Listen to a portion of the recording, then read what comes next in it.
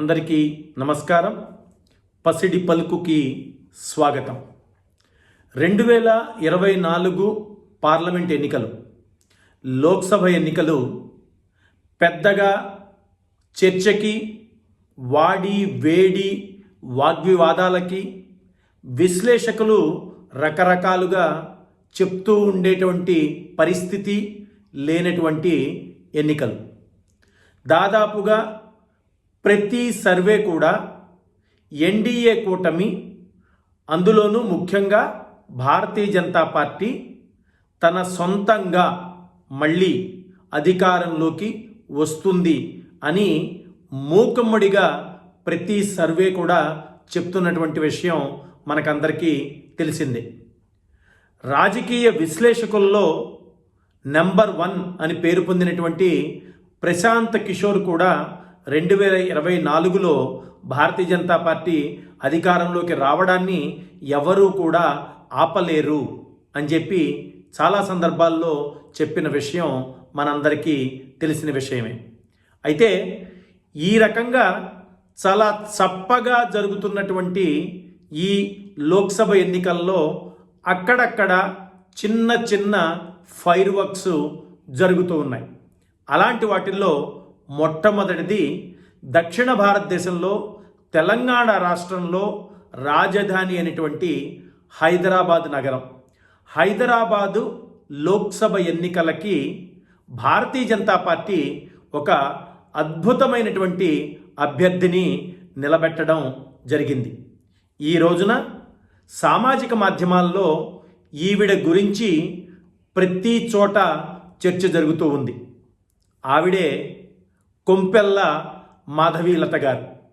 49 ఏళ్ల కొంపెల్ల మాధవీలత గారిని భారతీయ జనతా పార్టీ హైదరాబాద్ లోక్సభ నియోజకవర్గంలో మజ్లిస్ ఇత్తెహాదుల్ ముస్లిమీన్ యొక్క ప్రధాన నాయకుడైనటువంటి అసదుద్దీన్ ఒవైసీకి పోటీగా భారతీయ జనతా పార్టీ తరఫున రంగంలోకి దింపింది.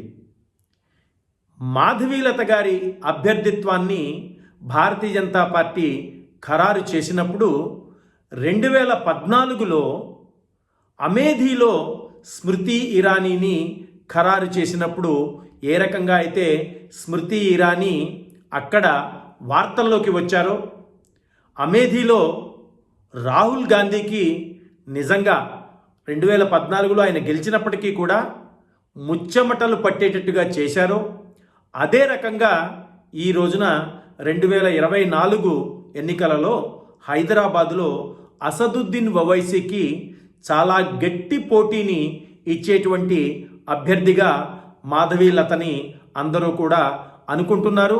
విశ్లేషకులందరూ కూడా ఆ రకంగానే చెప్తూ ఉన్నారు. మాధవీలత గారి అభ్యర్థిత్వాన్ని భారతీయ జనతా పార్టీ నిర్ణయం చేయడానికి ముందు వరకు కూడా ఆవిడ క్రియాశీలకంగా భారతీయ జనతా పార్టీలో కార్యకర్త కాదు. ఆవిడికి భారతీయ జనతా పార్టీలో సభ్యత్వం కూడా లేదు. నాకు తెలిసి మొట్టమొదటిసారిగా పార్లమెంటు ఎన్నికల్లో నిలబడడానికి అభ్యర్థిత్వాన్ని ఖరారు చేసిన తర్వాత ఆ పార్టీ సభ్యత్వాన్ని తీసుకున్నటువంటి వ్యక్తులలో మాధవీలత గారు మొదటివారు అయి ఉంటారు. అయితే 2024 హైదరాబాద్ లోక్సభ ఎన్నికలలో మాధవీలత గారు గెలుస్తారా? అసదుద్దీన్ ఓవైసీ గారి యొక్క విజయ పర్వాన్ని మాధవీలత గారు ఆపుతారా? ఎందుకు అనంటే హైదరాబాదు పార్లమెంటు నియోజకవర్గానికి ఒక ప్రత్యేకమైనటువంటి పరిస్థితి ఉంది. 1984 నుంచి ఈ రోజు వరకు కూడా, అంటే దాదాపు 40 ఏళ్ళు, 4 దశాబ్దాల పాటు ఆ నియోజకవర్గం ఎంఐఎం అభ్యర్థులని మాత్రమే ఎన్నుకుంటూ ఉంది. 84లో ప్రస్తుతం లోక్సభలో ఎవరైతే ఉన్నారో, రద్దయిపోయిన లోక్సభ, అసదుద్దీన్ ఓవైసీ యొక్క తండ్రి గారైనటువంటి సుల్తాన్ సలావుద్దీన్ ఓవైసీ 1984లో మొట్టమొదటిసారిగా ఇండిపెండెంట్గా ఆ నియోజకవర్గంలో గెలిచారు. ఆ తర్వాత ఇంకొక 5 సార్లు, అంటే మొత్తం 6 సార్లు సుల్తాన్ సలావుద్దీన్ ఓవైసీ హైదరాబాద్ నుంచి గెలిచారు. ఆ తర్వాత 2004 నుంచి తన తండ్రి గారి అడుగు జాడల్లో అసదుద్దీన్ ఓవైసీ కూడా అప్రతిహతంగా గెలుస్తూనే ఉన్నారు. 2004, 2009, 2014, 2019 4 సార్లు గెలిచారు. అయితే ఈ నియోజకవర్గంలో టీడీపీ కానీ భారతీయ జనతా పార్టీ కానీ ఎంఐఎం యొక్క ఆధిపత్యాన్ని కొల్లగొట్టి గెలవడం కోసం నిరంతరం ప్రయత్నం చేస్తున్నప్పటికీ కూడా ఇప్పటి వరకు ఫలితం దక్కలేదు. 1999 ఎన్నికల నుంచి మనం చూసుకున్నట్లయితే అప్పటి నుంచి 60,000 మెజారిటీగా ఉన్నటువంటి విషయం నెమ్మదిగా 1,00,000, 1,12,000, 2,00,000, 2,80,000 ఈ రకంగా ఎంఐఎం తన యొక్క ఆధిక్యాన్ని పెంచుకుంటూ వస్తూ ఉంది. 2004 ఎన్నికలనే ఒకసారి గమనిద్దాం. 2004లో అసదుద్దీన్ ఓవైసీకి వచ్చినటువంటి ఆధిక్యం దాదాపు 1,00,000 ఓట్లు. ఆయనకి 3 లక్షల పైచిలుకు ఓట్లు వచ్చాయి. బీజేపీ అభ్యర్థికి 2 లక్షల పైచిలుకు ఓట్లు వచ్చాయి. అది 2009కి వచ్చేసరికి 1,12,000 మెజారిటీ అయింది. 2014కి వచ్చేసరికి భారతీయ జనతా పార్టీ అభ్యర్థి అయినటువంటి భగవంతరావు పవార్ గారి మీద దాదాపు 2 లక్షల ఆధిక్యంతో అసదుద్దీన్ ఓవైసీ గెలిచారు. 2019కి వచ్చేసరికి ఈ ఆధిక్యం 2,82,000కి పెరిగింది.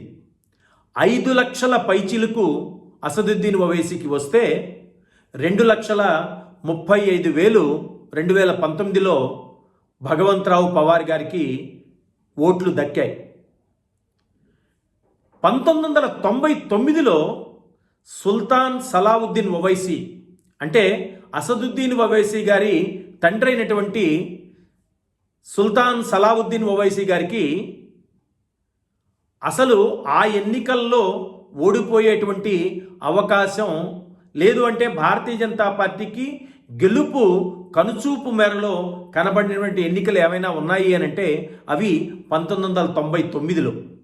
1999లో భారతీయ జనతా పార్టీ తరఫు నుంచి పోటీ చేసినటువంటి బద్దం బాలరెడ్డి గారు సుల్తాన్ సలావుద్దీన్ ఓవైసీ గారికి నిజంగానే ముచ్చెమటలు పోయించారు. అప్పుడు ఆధిక్యత 60,000 మాత్రమే. 2004 నుంచి 32%, 42%, 2009లో తమకంటూ పోలైనటువంటి ఓట్లు ఎంఐఎంకి, అవి 2014కి వచ్చేసరికి 52%, అలాగే 2019కి వచ్చేసరికి 59%. అంటే ఒక నియోజకవర్గంలో పోటీ చేస్తున్నటువంటి ఒక అభ్యర్థికి 50% కన్నా ఎక్కువ ఓట్లు పోలవుతున్నప్పుడు ఆ వ్యక్తిని ఓడించడం ఎవరి వల్లనైనా సాధ్యమవుతుందా? ఈ 5 ఎన్నికలు చూసినప్పుడు 1999లో మాత్రమే భారతీయ జనతా పార్టీ, తెలుగుదేశం పొత్తు పెట్టుకుని ఉన్నాయి కాబట్టి టీడీపీ తన అభ్యర్థిని హైదరాబాద్ నియోజకవర్గంలో నిలబెట్టలేదు కాబట్టి బద్దం బాలరెడ్డి గారు విజయానికి కనుచూపు మేర వరకు వెళ్ళగలిగారు, కానీ గెలవలేకపోయారు. కానీ ఆ తర్వాత 2004 నుంచి చూసినప్పుడు 2019లో 59% అసదుద్దీన్ ఓవైసీకి పోలైన ఓట్లలో పడినటువంటి ఓట్లు. అంతకుముందు 2014లో 52%. మరి ఏ రకంగా ఈ రోజున మాధవీలత గారు గెలుస్తారని కానీ, గెలిచేటువంటి అవకాశం ఉందని కానీ భారతీయ జనతా పార్టీ నమ్మిందా? విశ్లేషకులు, పొలిటికల్ స్ట్రాటజిస్టులు వీళ్ళంతా కూడా మాధవీలత గారు గెలుస్తారని అనుకుంటూ ఉన్నారా? ఒక్కసారి ఈ నియోజకవర్గం గురించి పూర్తిగా తెలుసుకునేటువంటి ప్రయత్నం చేద్దాం. ఈ నియోజకవర్గంలో 2019 నాటికి ఉన్నటువంటి ఓటర్ల సంఖ్య 19 లక్షల పైన. ఇందులో ముస్లిం సామాజిక వర్గానికి ఉన్నటువంటి ఓట్లు 11.5 లక్షలు, అంటే దాదాపు 59%. ఓటింగ్ పర్సంటేజ్ 2019లో 44.5% మాత్రమే. అంటే ఓటింగ్కి చాలా తక్కువ మంది వస్తున్నారు, కానీ వచ్చిన ఓట్లలో అత్యధికంగా అసదుద్దీన్ ఓవైసీకి పడుతూ ఉన్నాయి. మరి అలాంటప్పుడు మాధవీలత గారు ఏ రకంగా పోటీ ఇవ్వగలుగుతారు? మాధవీలత గారి బ్యాక్గ్రౌండ్ కనుక మనం చూసినట్లయితే విరించి హాస్పిటల్స్కి ఆవిడ చైర్పర్సన్గా ఉన్నారు. అలాగే లోపాముద్ర అనేటువంటి ఎన్జిఓ ద్వారా ఆ చుట్టుపక్కల ఉన్నటువంటి పరిసర ప్రాంతాలలో చాలా వరకు సామాజిక సేవా కార్యక్రమాలు చేస్తున్నారు. చాలా చక్కటి వక్త, అన్ని విషయాల మీద అద్భుతమైనటువంటి అవగాహన ఉన్నటువంటి వ్యక్తి. ఆవిడ్ని చూసినప్పుడు, ఆవిడ మాట్లాడుతున్నప్పుడు 2014లో స్మృతి ఇరానీ గారు ఏ రకంగా అయితే అమేథీలో రాహుల్ గాంధీకి ఎదురుకుండా భారతీయ జనతా పార్టీ తరఫున పోటీ చేయడానికి ముందుకు వచ్చి ఆయనకి ముచ్చెమటలు పట్టేటట్టుగా చేశారో అదే రకంగా ఈ రోజున మాధవీలత గారు చేస్తున్నారు. మాధవీలత గారిని ప్రతివారు కూడా చాలా ఆశ్చర్యంగా, చాలా నిశితంగా ఈ ఎన్నికల యొక్క ఫలితం ఏ రకంగా ఉంటుంది అని గమనిస్తూ ఉన్నారు అని చెప్పడంలో ఏ రకమైనటువంటి సందేహం లేదు. ఆవిడ ఒక శివాలయానికి వెళ్ళి రుద్రాభిషేకం జరుగుతున్నప్పుడు నమకం చమకం పాడడం కానీ, లేదు అంటే కొద్ది రోజుల క్రితం ఆప్కి అదాలత్లో ఆ కార్యక్రమంలో రజత్ శర్మ గారి అడిగినటువంటి ప్రశ్నలకి చాలా తర్కబద్ధంగా, సహేతుకంగా, గణాంకాలతో సహా వివరాలు చెప్పినటువంటి తీరు, దానికి మెచ్చుకున్నటువంటి ప్రధానమంత్రి నరేంద్ర మోడీ గారు ఆవిడికి ఎక్స్లో శుభాభినందనలు చెప్తూ పెట్టినటువంటి పోస్టు, ఇవన్నీ చూసినప్పుడు నిజంగా హైదరాబాదులో ఈ రోజున పోటీ ఒకవైపు లేదు, చాలా గట్టి పోటీయే అని చెప్పి మనం అనుకోవాల్సి వస్తుంది. అయితే గెలిచే అవకాశం మాధవీలత గారికి ఉందా? స్థానిక పరిస్థితుల్ని గమనించినట్లయితే ఎప్పుడైతే 59% పైన ఒకే సామాజిక వర్గం అక్కడ ఓటర్లుగా ఉన్నప్పుడు ఆ సామాజిక వర్గపు ఓటర్లందరూ కూడా గంపగుత్తగా ఒకరికే ఓటు వేస్తారు అని అందరూ అనుకుంటున్నటువంటి సందర్భంలో ఆ సామాజిక వర్గానికి కానటువంటి వ్యక్తి, అంతేకాకుండా నేను హిందువుని అని చెప్పి చాలా ధైర్యంగా చెప్పుకుంటున్నటువంటి మాధవీలత గారికి గెలిచేటువంటి ఓట్లు వస్తాయా? ఎందుకు అనంటే ముఖ్యంగా బీఆర్ఎస్ ఒక అభ్యర్థిని నిలబెట్టింది, గడ్డం శ్రీనివాస్ యాదవ్ అని చెప్పని. గెలిచే అవకాశం లేకపోయినా కూడా ఈయన చీల్చేటువంటి ఓట్లు ఏవైతే ఉంటాయో అవి తప్పకుండా మాధవీలత గారికి పడేటువంటి ఓట్లే అయి ఉంటాయి. ఈ రోజు వరకు కూడా కాంగ్రెస్ పార్టీ హైదరాబాదులో తమ యొక్క అభ్యర్థి ఎవరు అని ఇప్పటిదాకా చెప్పలేదు. ఫిరోజ్ ఖాన్ అనేటువంటి కాంగ్రెస్ కార్యకర్త, అలాగే ఇంతకుముందు ఇదే నియోజకవర్గంలో పోటీ చేసినటువంటి కాంగ్రెస్ నాయకుడు ఈ మధ్యలో చెప్పిన విషయం ఏంటంటే రేవంత్ రెడ్డి అసదుద్దీన్ ఓవైసీనే హైదరాబాద్ నుంచి గెలిచేటట్టుగా ప్రయత్నం చేస్తున్నారు, కాంగ్రెస్ పార్టీకి ఎంఐఎంకి మధ్యలో ఒక రకమైనటువంటి ఒప్పందం కుదిరింది అని చెప్పి చెప్పడం జరిగింది. ఈ రకమైనటువంటి పరిస్థితుల్ని గమనించినప్పుడు మాధవీలత గారు ట్రిపుల్ తలాక్ గురించి ఎంత బాగా పనిచేశారు, లేదు అంటే ఆవిడ యొక్క హాస్పిటల్ తరఫున కోవిడ్ సమయంలో ఎంత బాగా పనిచేశారు, ఎంత బాగా సేవలు అందించారు. అలాగే హైదరాబాద్ నియోజకవర్గంలో అక్కడ ఉన్నటువంటి స్థానిక ముస్లిం మహిళలతో ఈవిడికి ఉన్నటువంటి అవినాభావ సంబంధం ఏంటి, ఇవన్నీ దృష్టిలో పెట్టుకున్నప్పటికీ కూడా 59% పోలైన ఓట్లలో సంపాదించుకున్నటువంటి అసదుద్దీన్ ఓవైసీకి ఓడిపోయేటట్టుగా ఓట్లు తగ్గుతాయా? మాధవీలత గారికి గెలవడానికి సరిపడ ఓట్లు వస్తాయా? రాజకీయాల్లో దేన్ని కూడా మనం కాదనడానికి లేదు, ఏదైనా జరగవచ్చు. ఎందుకు అనంటే అమేథీలో కూడా స్మృతి ఇరానీ గెలుస్తుంది అని చెప్పి ఎవరు అనుకోలే. 2014లో ఓడిపోయారు ఆవిడ, కానీ 2019లో మళ్ళీ అక్కడే పోటీ చేసి రాహుల్ గాంధీని ఓడించారు.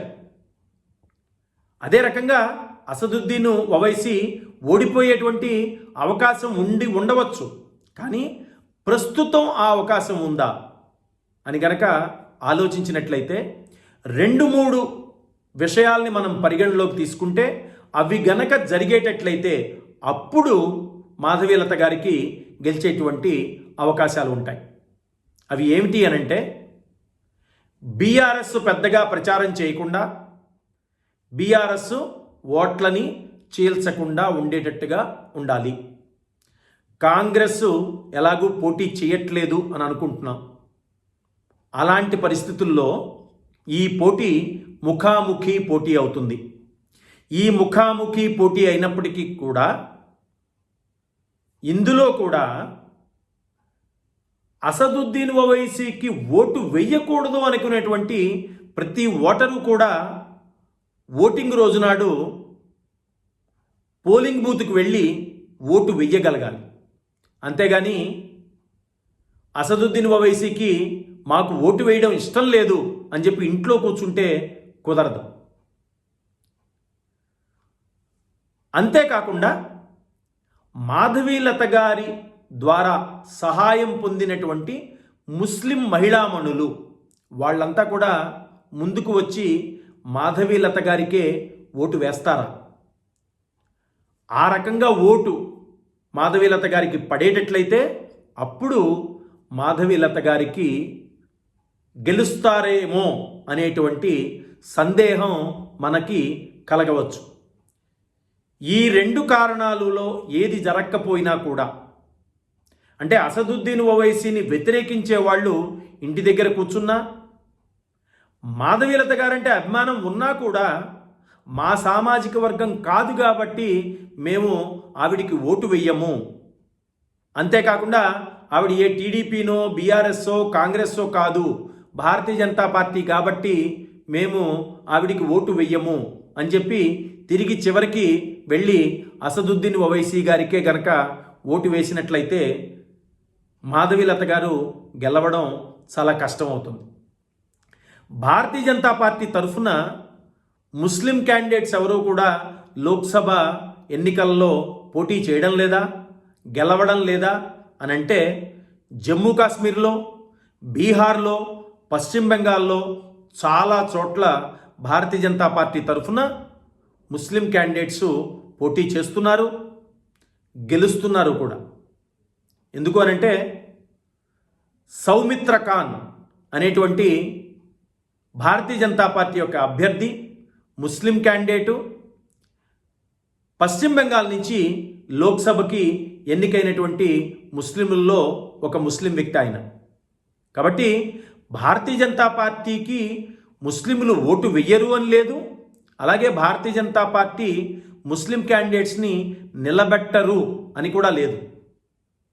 కానీ అసదుద్దీన్ ఓవైసీకి హైదరాబాదులో వ్యతిరేకత ఉందా? 84 నుంచి ఈ రోజు వరకు అప్రతిహతంగా అదే పార్టీ గెలుస్తూ ఉంది. ఆ పార్టీ గెలవడమే కాకుండా ప్రతి ఎన్నికల్లోనూ దాని యొక్క మెజారిటీ పెరుగుతూ వస్తూ ఉంది. 99లో 60,000 ఉన్నటువంటి మెజారిటీ 2019కి వచ్చేసరికి 2,80,000 పైన జరిగింది మెజారిటీ. అంతేకాకుండా అసదుద్దీన్ ఓవైసీకి పోలైతున్నటువంటి ఓట్లు కూడా 32% నుంచి 42%, 42% నుంచి 52%, 52% నుంచి 59%కి పెరుగుతూ వస్తూ ఉన్నాయి. అంటే మనం అర్థం చేసుకోవాల్సింది, బయటికి ఎవరు ఏం చెప్పినా కూడా ఆ నియోజకవర్గంలో అసదుద్దీన్ ఓవైసీ మీద వ్యతిరేకత పెద్దగా లేదు. వ్యతిరేకత ఉన్నప్పటికీ కూడా వారు ధైర్యంగా బయటికి వచ్చి అసదుద్దీన్ ఓవైసీకి వ్యతిరేకంగా ఓట్లు వేయటం లేదు అని చెప్పి మనం అర్థం చేసుకోవాల్సి వస్తుంది. కాబట్టి అక్కడ ఉన్నటువంటి పరిస్థితులను దృష్టిలో పెట్టుకుని, అక్కడ ఉన్నటువంటి సామాజిక వర్గాల యొక్క సమీకరణల్ని దృష్టిలో పెట్టుకుని, అంతేకాకుండా ఇంతకు ముందు జరిగినటువంటి ఎన్నికల యొక్క ఫలితాలని విశ్లేషించి చూసినప్పుడు ఇది ఒక రకమైనటువంటి శబ్దాన్ని, ఇది ఒక రకమైనటువంటి నాయిస్ని క్రియేట్ చేసేటువంటి లోక్సభ నియోజకవర్గమే తప్పితే ఈ రోజున మాధవీలత గారికి గెలిచేటువంటి అవకాశాలు పెద్దగా ఉన్నాయని నేనైతే అనుకోవడం లేదు. అయితే ఈ ఎన్నికల్లో ఓడిపోయినప్పటికీ కూడా రాబోయే 5 ఏళ్లలో నిరంతరము అదే నియోజకవర్గంలో మాధవీలత గారు గనక పనిచేస్తూ ఉంటే, అక్కడ ఉన్నటువంటి అసదుద్దీన్ ఓవైసీ గారికి ఏ సామాజిక వర్గం అయితే బాగా సపోర్ట్ చేస్తూ ఉందో వాళ్ళని తన వైపు వ్యక్తిగతంగా తిప్పుకోగలిగితే అప్పుడు 2029లో మాధవీలత గారికి గెలిచేటువంటి అవకాశం కనపడుతుంది. కానీ ఈ రోజుకి మాత్రం అసదుద్దీన్ ఓవైసీ గారిని ఆ నియోజకవర్గంలో ఓడించడం అనేది అంత సులువు కాదు. 2024లో కూడా హైదరాబాద్ నియోజకవర్గం ఎంఐఎం ప్రతినిధి అయినటువంటి అసదుద్దీన్ ఓవైసీ గారినే పార్లమెంటుకి పంపిస్తుంది అని నాకున్న పరిజ్ఞానంలో నేను అనుకుంటున్నాను. ఈ వీడియో మీకు నచ్చినట్లయితే లైక్ చేయండి, షేర్ చేయండి, పసిడి పలుకు ఛానల్ని సబ్స్క్రైబ్ చేసుకోండి. అంతేకాకుండా మీ అమూల్యమైనటువంటి అభిప్రాయాల్ని మాకు కామెంట్ల రూపంలో తెలియచేయండి.